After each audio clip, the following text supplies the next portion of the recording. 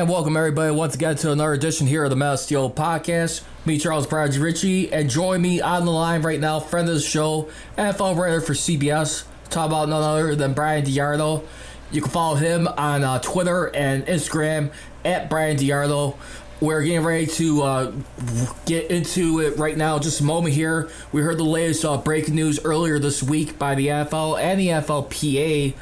No preseason for the first time ever, I think, if I'm not mistaken, in the history of this league, where there'll be no games played, just training camp, players getting tested daily for the first 2 weeks practically to see if they're going to be less than 5%.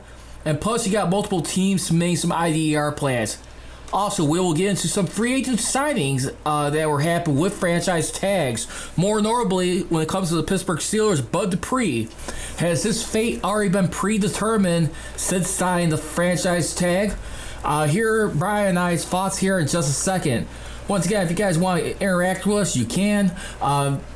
We can be followed for the Metal Steel Podcast on Twitter and Instagram. Twitter, it is at MetalSteelCJR. And then on Instagram, it is at MetalSteelNation. Bryan, thank you very much for joining in. Glad to have you on. And how's everything going with you this past week again? Doing great, Charles. Thanks for having me. Holding out hope we're going to have an NFL season, as everybody else is. But doing well, man. Thanks for having me on the show. Hope you're doing well, too. Yeah, I got to be honest with you. How significant do you think it's been? Because this is not something I think the owners and executives really have a hard time swallowing.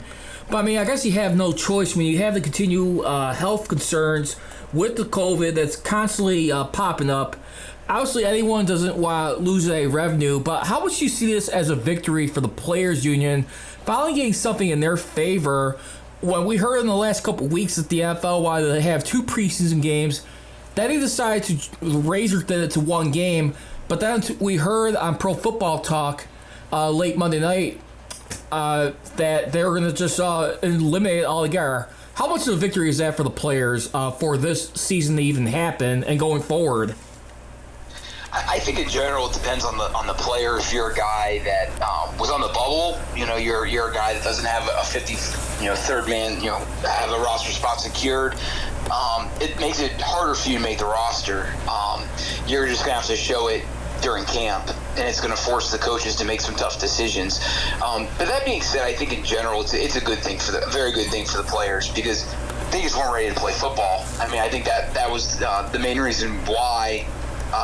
One of the reasons why the Pro Football Hall of Fame canceled the Steelers-Cowboys game. It just became apparent that they were going to have such a small amount of time to practice with each other. And you got to remember, to my knowledge, Chase Claypool has yet to catch a pass from Ben Roethlisberger. Also, too, all these contract signings have been delayed. I think today was actually the day that Chase Claypool finally signed his rookie contract. So I just think that lack of familiarity really would have hurt the product on the field, and it also would have increased the risk of injury. So I think it was a really big win for just about everybody. And again, for those guys that were going to struggle to make the roster, they're just going to have to show it in practice every day. And I'll be honest, Charles, I think we've seen the last of the 4-game preseasons. I think in the future, if preseasons return, which I think they will, it'll be in the form of 2 games. I just think 4 has become prehistoric. I don't think there's any need anymore for 4 games. Maybe 3. You could convince me for 3, because maybe you have the middle game, you have some of the first string play, so they get some familiarity. But other than that, I think 4 we've seen the last 4-game preseasons.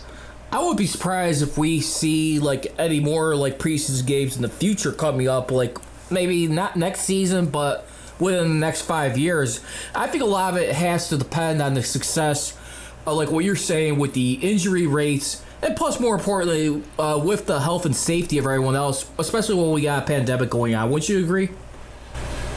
Yeah, I agree. And I think that there will be a lot of things I think that will change football going forward due to this pandemic. I think you actually will have more virtual meetings with players. Because as you recall, when guys get drafted, immediately after that they're whisked to Pittsburgh and they sign, or wherever city they get drafted by, and then all of a sudden they're in minicamp.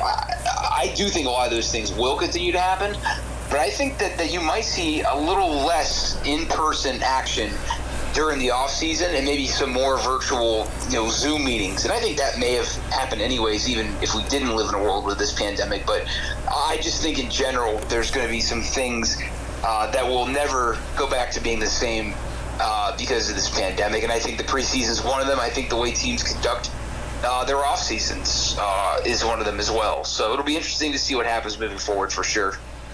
All right, let's go ahead and swing to another team right now. Since we're talking about Steel Podcast, let's start off with the Pittsburgh Steelers. You've been on the record for the last couple shows we did. I mean, you look at both like a guy like T.J. Watt and Bud Dupree, more particularly like T.J. Watt, who should be commanding more money down the road. I mean, if not this season. But do you think with Bud Dupree right now, for this matter, here's a guy who's still trying to argue $2 million more as an edge rusher if he wins his grievance with the NFLPA. But if not, he'll be standing under the franchise tag, which is just barely around, I want to say, $15.8 million right now as it stands. Mm-hmm. What do you think his future is? Do you think we've seen the final season in him in the black and gold uniform? I mean, no, I don't think so. I think that Watt for sure is going to stay with the Steelers. It's just a matter of when they're going to get that done. Watt will remain a Steeler. I think they're going to keep two guys between Juju, James Conner, and Dupree. For sure, one of them. If they can, they'll try to keep two of them. There's just not enough money for everybody, especially since you have to still pay Watt. And you can't talk about Dupree's deal without talking about Watt's, because Watt is going to determine if Watt wasn't on the team, then you have to sign Dupree. So, but Watt's a must. I mean, they have to. He's the next big contract that's going to be signed. I think they're waiting to see what shakes out. If Juju has another really tough season, and Deontay Johnson really ascends, and James Washington really ascends, and Chase Claypool, they get more production out of him than they expected. Which, again, I think that's where the pandemic really hurts, because I think the lack of continuity that they're gonna, Chase Claypool's gonna have, and a lot of these young guys with quarterbacks is gonna be tough. But they are gonna have all of training camp to work on that, and I think that was another reason, Charles, why they got rid of preseason games, because instead of trying to get, instead of having those preseason games and that travel, you're going to have probably practices replace those games and those traveling days, with people like Chase Claypool getting more reps with Ben. I think that is one of the major benefits of not having the preseason, is that time that would have been spent preparing for those games or going to those games or playing those games will now be spent on the practice field and film study, and I think that's huge. But I think that, if it turns out the Steelers don't have to pay Juju, or they want to franchise him or whatever, then that's just only going to increase Bud Dupree's chances. I think it's almost a foregone conclusion this is James Conner's last season, pending he has a good, healthy season. I think he needs to have both. I think he needs to remain healthy, and I think he also has to be productive. If he's healthy and rushes for 700 yards, I can't envision a scenario where they keep him. But James Conner is a very good running back, and I'm not a big fan of the narrative that you can plug anybody into any system and they'll do well. I don't agree with that. But if you had to twist my arm and say between Bud, Juju, and James Conner, which one's the odd man out, I think for sure it's James Conner. I mean, they drafted McFarland from Maryland. They already have Jalen Samuels. They already have Benny Snell. And I was really – and I don't know how really Steeler fans feel about Benny Snell's rookie season, but I was very impressed with it. I think it's really hard for a guy to come in there and make an impact right away, especially with a young quarterback like that. It wasn't like Benny Snell had the luxury of Ben Roethlisberger taking the pressure off of him and defenses respecting pass. He had to play with young guys pretty much the entire time under center. So I think it largely, I mean, let's just, Juju has another down season, James Conner has another down season, and Bud Dupree has another season like he did last year. They'll re-sign him. I mean, they'll re-sign him. So I think it's I do not think it's a foregone conclusion they're going to lose Dupree. I think it's I would say maybe that about James Conner, however. I think the way Juju Smith-Schuster saves his neck, basically, he's got to prove once again that he could be like a top 5 or 10 receiver in the league as far as receptions and yards, like what he last did when he was paired up with Antonio Brown. If he's gonna be saved by the bell, I think that's how you got to do it. He's got to prove it this year. Well, I think it's hard to envision Juju not being a member of the Steelers in 2021. It's really hard for me to envision that. He has proven he's a good player when he's healthy. He's proven he is, he's a fan favorite. He's a really hard worker. He does do a lot of social media things, but unlike Antonio Brown, it has not affected, what he does on the field, and it seems like he hasn't lost himself despite all the fame he's received the last couple of years. He's endeared himself to that team, that city, that franchise. I could see, if I had a crystal ball, I think Watt will get a new deal. Dupree's going to be tough because and it'll be interesting to see how much Watt makes because you've seen scenarios where guys take less so that more of their teammates can stay. I mean, even Patrick Mahomes, who had this record-setting contract, he was quoted to say, well, Chris Jones says that Mahomes told him, hey, I left some on the table so that you could sign. I think it was a legit possibility that Mahomes could have been the first $50 million quarterback, but he left some on the table so that Chris Jones could sign. I wouldn't call Mahomes a Saints. He still made a lot of money. But nevertheless, he did take less to get Chris Jones in. So it'll be interesting to see if Watt does something similar where he says, hey, you know what? Like, let's just get something that's fair. I don't need to be the highest paid or the top 3 highest paid. Let's get something that's fair so that we can keep Bud Dupree. I think Juju will get franchise tagged in 21. And I don't think he'll have a huge issue with it. I really don't. I think that, and again, this is unless for that scenario to play out where they don't even offer him anything and he goes somewhere else, I think the scenario that would have to play out is Chase Claypool really shows potential early, really has a good season. Washington really steps up, and Deontay Johnson becomes the Pro Bowler that I think everybody's expecting. But those are a lot of scenarios that have to play out for Juju to not be in the mix at all. In 21. And I don't think it has anything really to do with James Conner. I think that everything Juju's done, I think that they're going to give him every opportunity to come back in 21. I do think it'll be under the franchise tag, though, which will pay Juju a lot of money. I think A.J. Green's going to get over $18 million under the tag in Cincinnati. So I think Juju will make a lot for 1 year, and then they can make something happen after that. We're being joined live by Bryan DeArdo, NFL writer for CBS. And speaking of star receivers right now, I'm sure you're aware of the tweet just like everyone else. Antonio Brown, a familiar friend of the Steelers and the NFL, arguably. But what do you think of his latest retirement talks? Any chance we see this guy come back, or what do you feel right now? Is he starting to put 2 and 2 together and just realize the risk ain't as much as the reward? I mean, despite coming back for the money as he's proved in the past, what do you think of his latest situation? I just think he's frustrated, and I think he... Do you think it still has to do with that little pending case with the domestic thing, too, is also weighing in as a factor as well? Yeah, for sure. Because sorry for cutting you off. From what I read, he almost had it settled, and then he didn't, and until he gets that settled, nobody's going to touch him.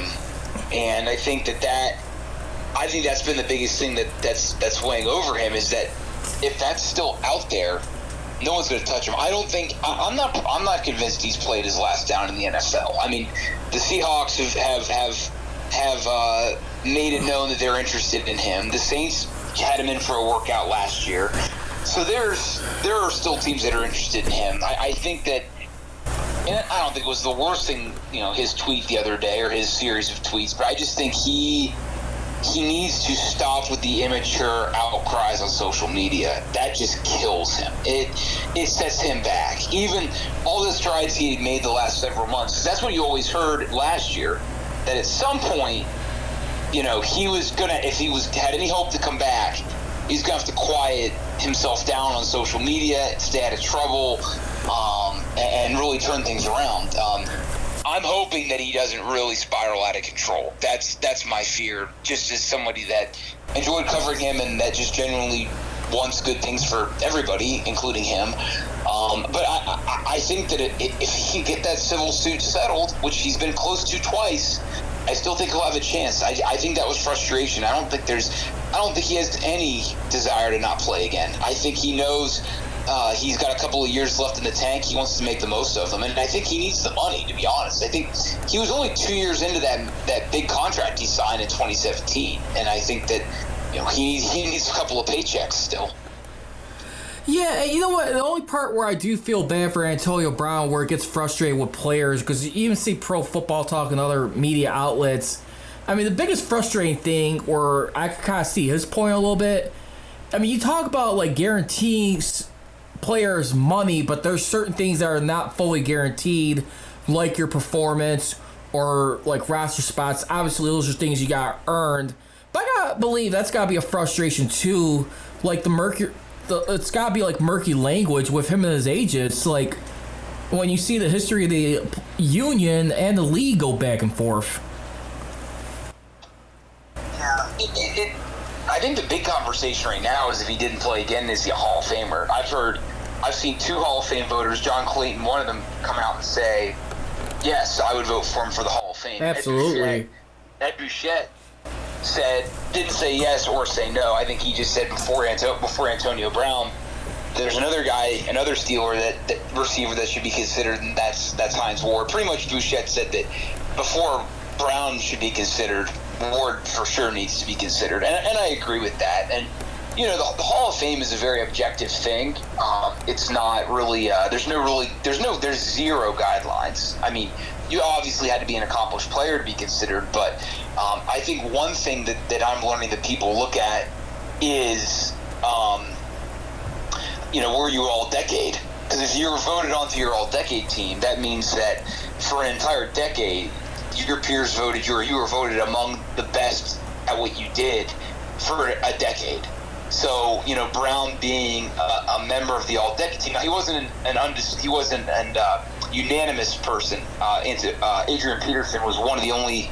He may have been the only unanimous one. I'm not quite sure for the 2010s, but regardless, Brown is a member of the all-decade team for the 2010s. You look at Drew Pearson from the 70s. He's the only 1970s all-decade player that's not in the Hall of Fame. And there are some that aren't. Him, Roger Craig from the 80s. Ron Kirkland from the 90s, believe it or not, is a member of the 90s all-decade team. Over Greg Lloyd, he's not in there. So it doesn't necessarily punch your ticket. But then you look at that, you look at some of the seasons that Brown had. I mean, from 13 to 18, from that 6-year stretch, no receiver was ever as dominant as Brown statistically. I mean, ever. I mean, we're saying EVER, ever. So, that 6-year stretch alone should put him in the Hall of Fame. He doesn't have crazy long career achievements. I think his yards receiving are about half of what Jerry Rice put up in his career. And obviously his meltdowns and his unfortunate ending, if it ended now, is obviously going to hurt his case as well. But I think when it's all said and done, I think he's worthy of a Hall of Fame spot. But I think my biggest negative against him would be lack of longevity because of what's happened in his personal life. And B, I don't think enough has been said about the unnecessary distraction that his Facebook Live video hurt. That I think it really hurt the Steelers in 2016 because instead of preparing for the Patriots, they had to have press conferences addressing that. It was a big deal at the time, and people just seem to forget about that. But that was a big deal. And that was Brown huge. Did not have a great game either in that game. He kind of shrunk in the moment, I thought. No, I just feel like at that point, I mean, and this is where I had a couple of debates like with Bill Cowher and Mike Tomlin. I had a few colleagues of mine who I interacted with as hosts, and I'm really adamant about choosing between the two. And I had one person tell me, well, Bill Cowher's never had to deal with the likes of like an Antonio Brown type of character. True, but I think aside from the fact that he brought back the winning spirit in Pittsburgh, one thing to Cowher's credit, and I like Tomlin a lot, but Bill Cowher knew how put an end to whatever nonsense that was going on. He knew how to get players' attention better and counter game plan opponents. Yeah.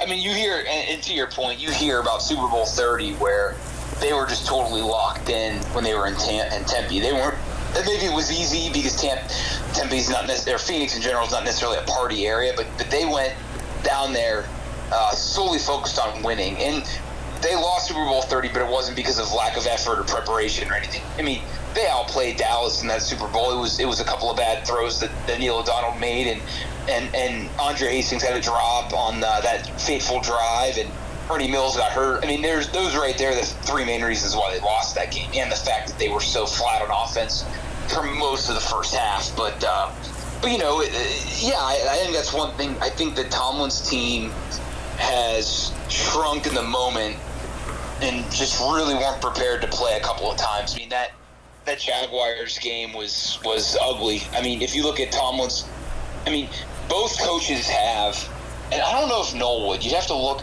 See, Noel's biggest blunder was in the draft room when he wanted to go defense in the '83 draft over getting Dan Marino. That's Chuck Noll's biggest mistake in his coaching tenure with Pittsburgh, and an otherwise remarkable career. He's in the Hall of Fame, and I still think that Noel should be considered as one of the greatest coaches ever. I know a lot of my colleagues say it's unanimously Belichick. I disagree. I think that there is no undisputed greatest NFL coach ever. George Halas won 8 championships. Curly Lambeau won 6. Vince Lombardi won 5. Like, Noel won 4 in 6 years. You can even also put George Halas, who won 6 prior to the Super Bowl era. Well, he won 8, actually, I believe. No, I think it was 6 total, but there was a couple of coaches in between that won aside from him. The Bears won 8 as a total, but there were a few seasons. If you want, you can check it out. It was a different head coach. Sure. Okay, gotcha. But I think that I mean, Noel's biggest blunder or mistake was the Marino thing. Cowers was the '94 AFC Championship game. And for Tomlin, it was that game. It was the 17 divisional playoff game, and I think too, now as history has shown, I mean, the 97, 01, 04 AFC Championship losses at home were pretty ugly, but they lost to some really good teams. I mean, each time they lost to the eventual Super Bowl champions. So, but yeah, I think if there was one knock on Tomlin, it might be that the Patriots game in 16, and I know a writer that just kind of waves it off and says, oh, once they lost Le'Veon, it was over. I disagree. I think that it would have been a lot harder to win. I don't think they were ready to play that game, and I think that Antonio was a no-show. I think he shrunk in the moment. Yeah, and I think that's just a lot of things going around too. I mean, that's what I mean by like Cowher. I mean, at the end of the day, it just Cowher, I mean, and Tomlin are very similar, but I gotta be honest with you, I see a guy like John Harbaugh with the Ravens. I see some things that are Cowher-like in himself, because the thing is, it's one thing to be a player's coach and have a good locker room. It's another thing to be a player's coach and have a good locker room and be consistent success. I mean, like, overall, I mean, he just knew how... He was a good leader amongst men, bottom line. Yes, he was. And, but I will say this. If Cowher is going to be put in the Hall of Fame, I don't know. I'm pretty sure that Tomlin should be in as well, even though I know that the knock would be... Or the difference is, Tomlin had a Hall of Fame quarterback his entire career, so and Cowher didn't. I think that is the biggest. If you're comparing the two, that's where it starts and finishes. Well, they both won the 2 Super Bowls. They both won similar amount of division titles. They both, overall had very similar success. But Tomlin was able to have Ben for his entire run. That is fair, but I think there's something to be said about, last year was arguably Tomlin's finest season. And I think there's been quite a few seasons where the Steelers did not quit under Tomlin when they should have or could have. 2013, they were 0-4, 2-6, and 5-8 at 3 different spans in the season. And they finished 8-8, and they were a kick away from making the playoffs.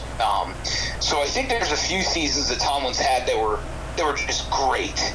And I think that people forget that. And, you also look at, I think Cowher, I don't want to say gets a pass, but I think that he mismanaged a couple of seasons. I think 96, they just should have went into the season with Cordell as their starter. I mean, with all due respect to Mike Tomczak, I mean, nobody thought he was the future of that franchise. To me, that was a lost season. That was a lost season where, and then we saw the next year, and I think he mismanaged, or I think the whole Cordell situation was mismanaged. I think that they didn't do a good enough job with him. But at the same time, Cowher did.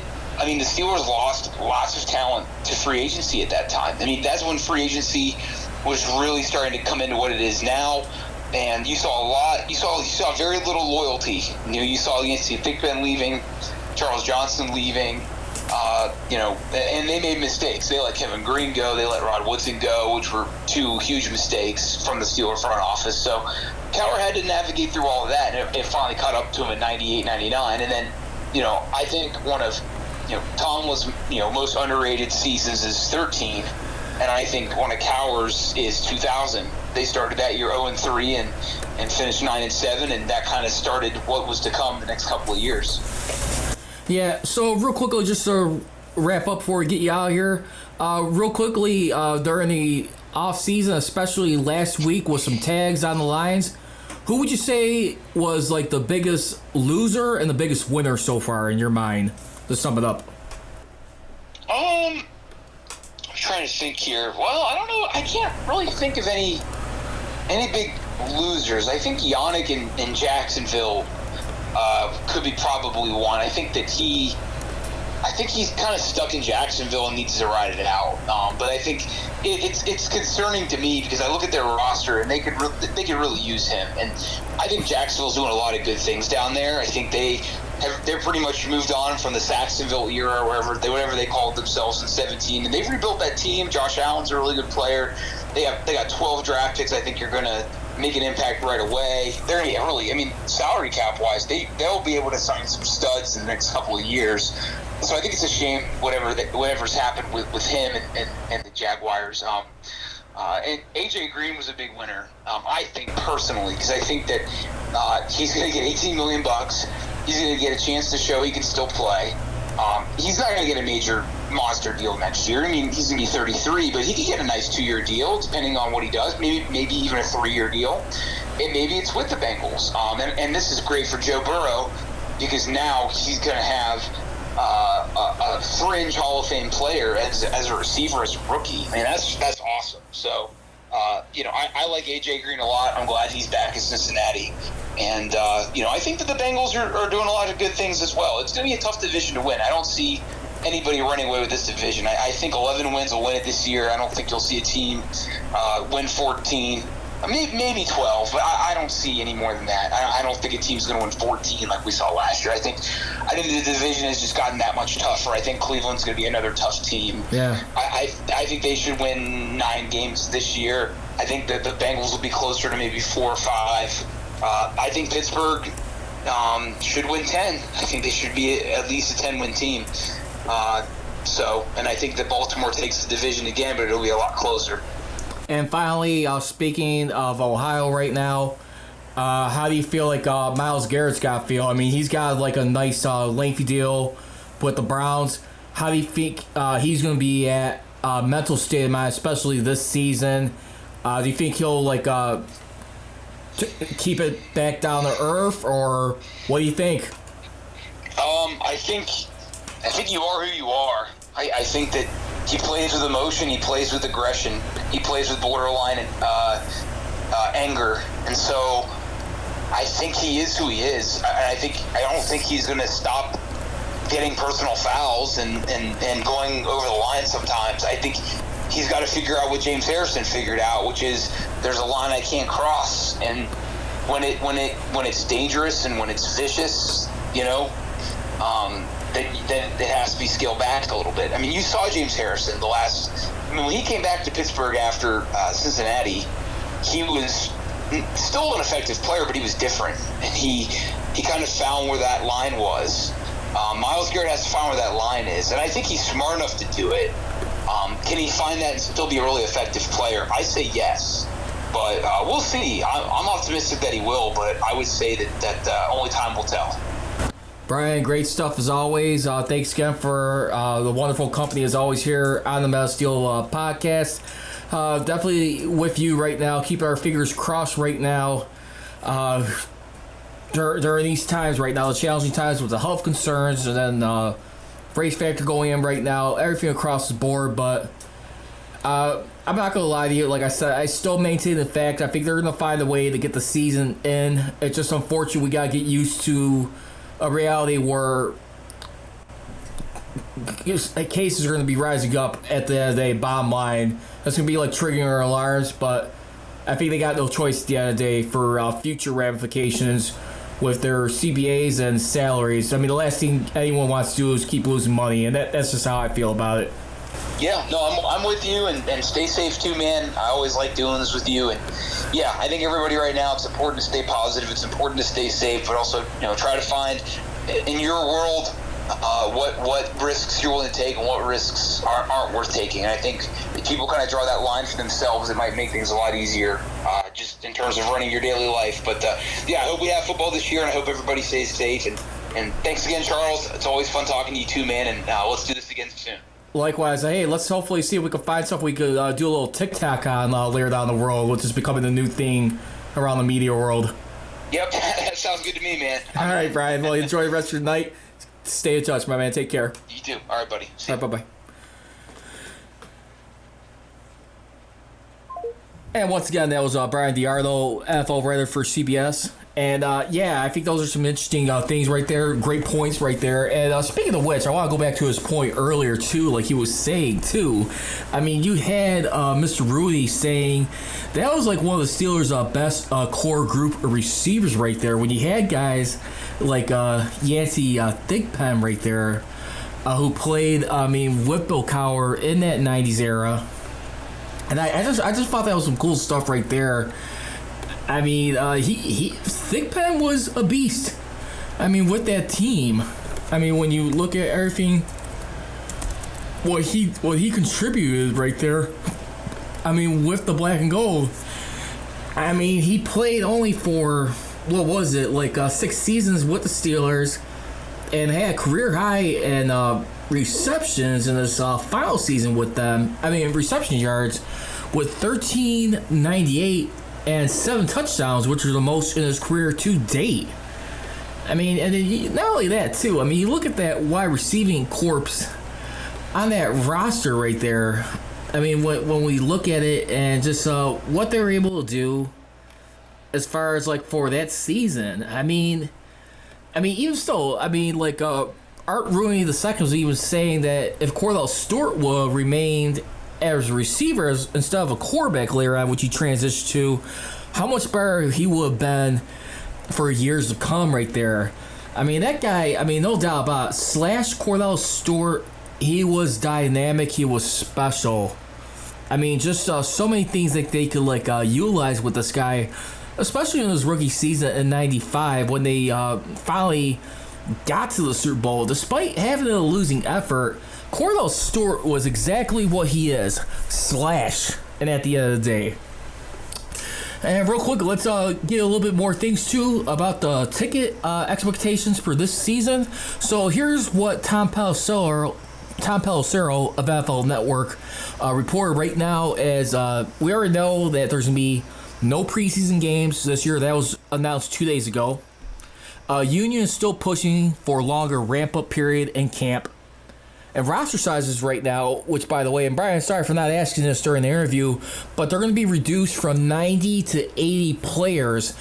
Normally, in situations like this, it's usually 90 people during training camp.